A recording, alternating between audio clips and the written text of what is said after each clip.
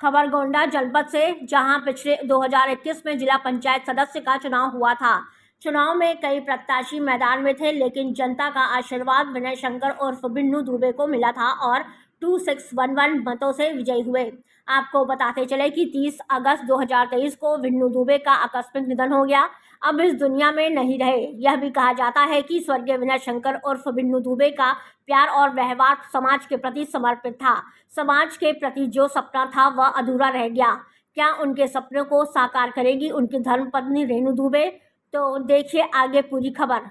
जी हां, जिला पंचायत सदस्य परसपुर चतुर्थ से उपचुनाव के लिए रेणु दुबे और 5 लोग अन्य ने दिनांक 22 जुलाई 2024 को नामांकन किया।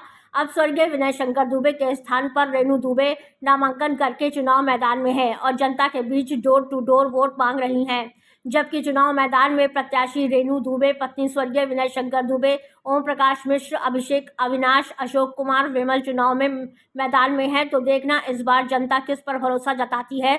तो आइए हम आपको ले चलते हैं क्या है इस घटना की पूरी कहानी, और हम आपको सुनाते हैं प्रत्याशी रेणु दुबे की जुबानी। जी, पहले तो यहाँ की जनता को आपको मैं नमस्कार करती हूँ और हमारा नाम रेणु दुबे है। हमारे पति बिन्नू दुबे थे, जो इसको विनय शंकर दुबे बोलते हैं, जो अब नहीं रहे। इस जीती हुई सीट थी, इसीलिए उसी के पक्ष में उपचुनाव हो रहा है, वो नहीं रह गए हैं और वही उनका जो सपना था वही पूरा करना चाहते हैं हम, और इसलिए जनता के बीच में हम जा रहे हैं उन्हीं के सपना को पूरा करने के लिए। क्या मतलब जब पिछले सत्र में जब आपके पति जब लड़े चुनाव मैदान में, क्या कुछ ऐसी खासियत रही जो जनता ने चुना? जी, हमारे पति बहुत सरल स्वभाव के थे, बहुत विनम्र स्वभाव के थे और वो विकास कार्यों में बहुत तेज़ी लाते थे। अपनी जनता की कोई भी उनका जो भी मदद करते थे, सड़क बनवाते थे, रोड बनवाते थे। अभी भी हम गए थे, प्रचार के दौरान गए हैं, वहाँ की जनता बस यही तारीफ़ कर रही थी कि बिन्नू भैया ने ये रोड बनवाया। प्योली गाँव में भी गए थे, उनकी प्रशंसा हो रही थी भैया। और यहाँ मंडप से बलौनापुरवा तक कभी हम गए थे, वहाँ भी रोड बन ही रहा है, कार्य चल रहा है रोड बनने का, और 2-3 कार मढ़ईपुरवा से करणपुर तक भी रोड बन चुकी है। तो उन्होंने इंटरलॉकिंग का काम तो बहुत अच्छा किया है और जनता के साथ वो बहुत ही परिवार के संबंध के रहते थे। ये नहीं लगता था कि वो कोई नेता बन के आए, जनता के साथ बिल्कुल घुल-मिल के रहते थे, बहुत ही सरल स्वभाव के थे। मौका देगी जो है बाद में क्या करोगे आप? जी, मैं वही जो हमारे पति का सपना था, हमारे दुबे जी का, मैं वही उन्हीं जनता के बीच में मैं भी जाऊँगी, उनके अधूरे सपने को पूरा करना चाहूँगी। और क्योंकि हमारे पति का सपना था, अचानक वो गए हैं, तो मैं वही कार्य करूँगी भैया, जो उनका सपना था। सड़क, अब तो हम महिला हैं, तो महिलाओं के साथ ही मिलकर महिलाओं के भी दुःख दर्द बाँटने का मैं काम करूँगी। जो भी मेरे लिए हो सकेगा, मैं उनका भी, महिलाओं का भी विकास करने की कोशिश करूँगी। आपने भाजपा प्रत्याशी भाजपा में भी पार्टी में आपने ज्वाइनिंग किया?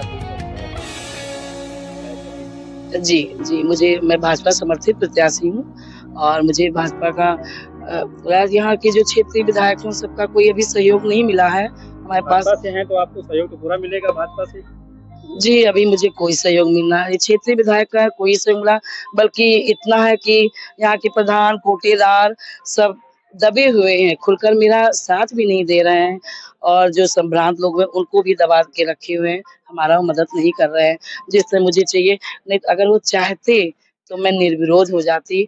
हमारे पति, पूरी जनता परेशान, जहाँ मैं जाती हूँ यही कहते हैं, "अरे! आपको किसने लड़ा दिया? आप तो निर्विरोध हो जाना चाहिए था।"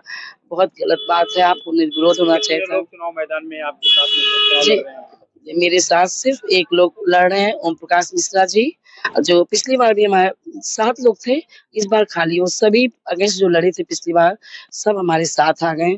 खाली एक ओम प्रकाश मिश्रा जी हमारे अगेंस्ट लड़ रहे हैं और कोई भी मेरे अगेंस्ट नहीं लड़ रहा है।